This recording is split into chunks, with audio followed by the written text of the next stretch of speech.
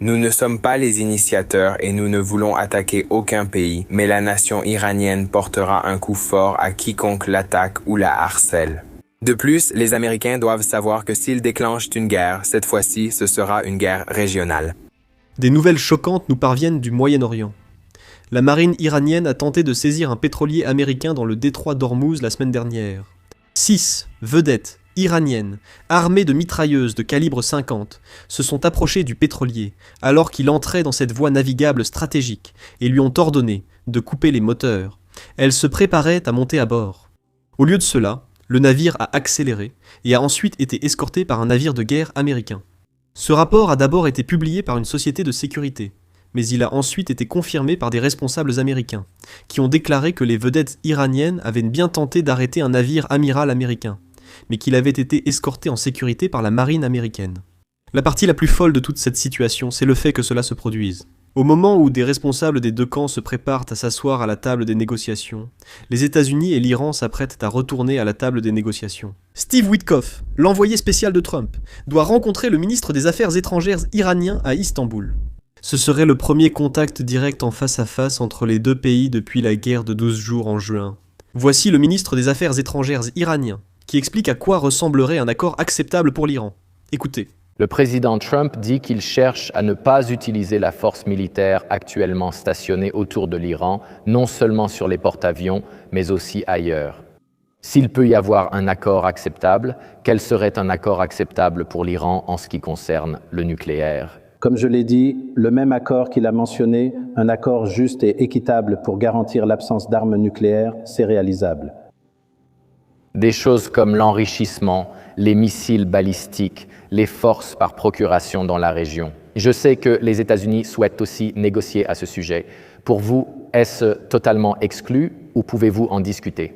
Comme je l'ai dit, Trump a déclaré non aux armes nucléaires, ce que nous approuvons totalement. Nous sommes tout à fait d'accord avec cela et nous pouvons négocier sur notre programme nucléaire pour garantir qu'il n'y ait pas d'armes nucléaires, pour garantir qu'il soit pacifique et qu'il le reste pour toujours. Cela pourrait être un très bon accord, bien sûr. En retour, nous attendons la levée des sanctions afin que cet accord soit possible. Ne parlons pas de choses impossibles, concentrons-nous sur ce qui est possible. Et ne perdez pas l'occasion de parvenir à un accord juste et équitable pour garantir l'absence d'armes nucléaires. Comme je l'ai dit et je le répète, cela est réalisable même dans un délai court. Il dit que l'Iran est prêt à négocier un accord nucléaire, mais qu'il n'abandonnera pas son programme nucléaire pacifique. C'est le même argument que l'Iran utilise depuis des décennies. Ils affirment qu'ils ne veulent de l'uranium enrichi que pour l'énergie, pas pour des armes. Mais le problème, c'est que nous savons que ce n'est pas vrai. Voilà pourquoi. Pour les centrales nucléaires, il faut de l'uranium enrichi à environ 3 à 5%. C'est le seuil civil. Mais pour une arme nucléaire, il faut de l'uranium enrichi à 90% ou plus. Maintenant, nous savons qu'avant les frappes en juin, l'Iran enrichissait de l'uranium à 60%.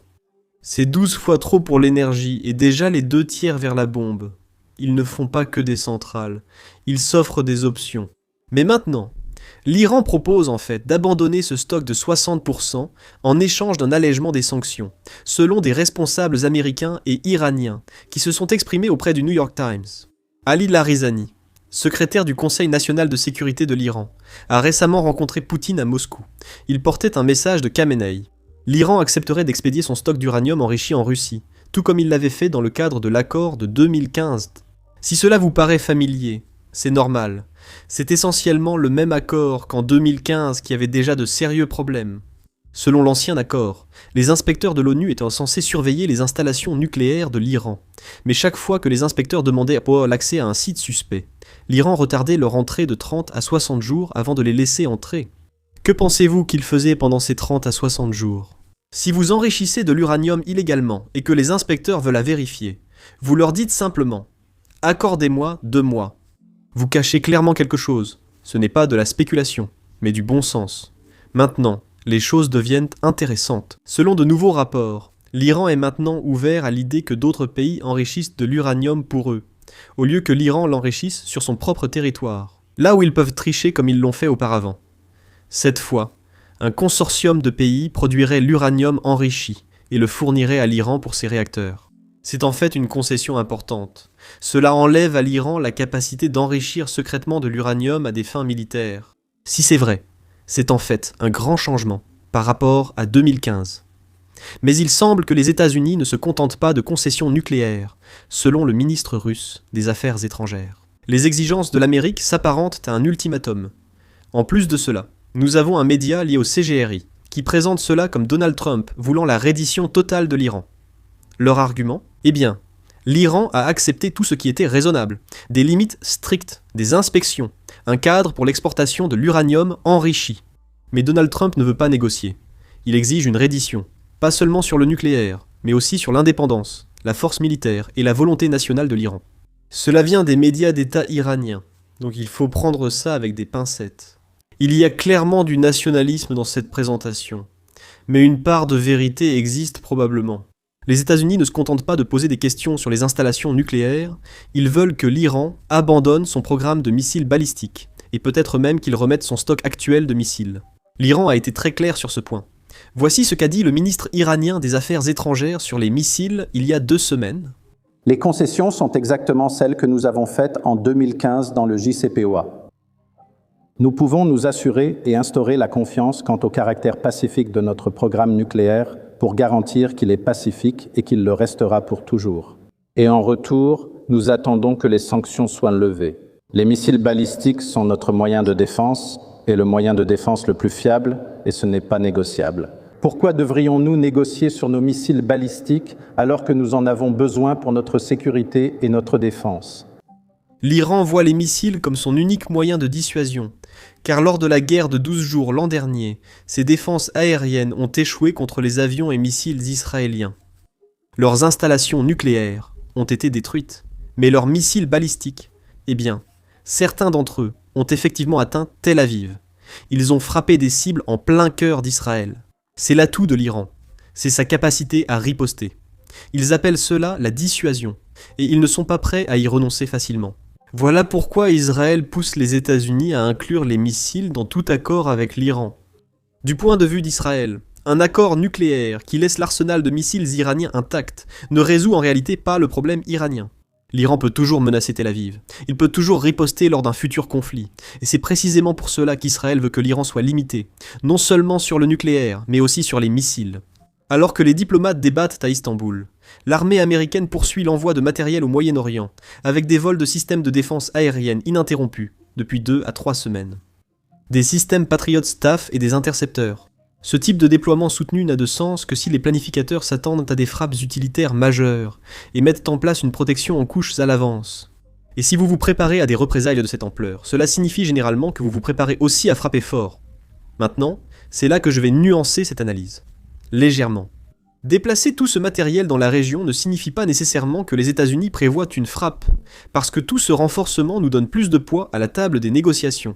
Quand vous êtes face à l'Iran, avec un groupe aéronaval, 3 escadrons de chasseurs et un mur de systèmes de défense aérienne derrière vous, vous pouvez obtenir plus de concessions. Le renforcement militaire est aussi un outil de négociation, pas seulement un plan de guerre, et si les négociations échouent, tout est déjà en place pour une éventuelle frappe. Les médias d'État iraniens profèrent des menaces, comme à leur habitude. Un expert en réseau a récemment menacé les Émirats arabes unis à la télévision iranienne. Plus précisément, les zones économiques de Dubaï, les zones franches de l'aéroport, la ville Internet et la Silicon Valley. Voici ses arguments. Selon lui, ces zones appartiennent aux États-Unis, et seraient donc des cibles légitimes en cas de guerre. Mais ce n'est pas du tout ainsi que ça fonctionne. Ce sont des zones de développement économique émirati, mais la télévision d'État iranienne n'est pas vraiment réputée pour son exactitude. C'est une mise en scène montrant que l'Iran fera souffrir tous en cas d'attaque. Un message similaire vient aussi du ministre iranien des Affaires étrangères. Il explique ici à quoi ressemblerait une guerre entre les États-Unis et l'Iran.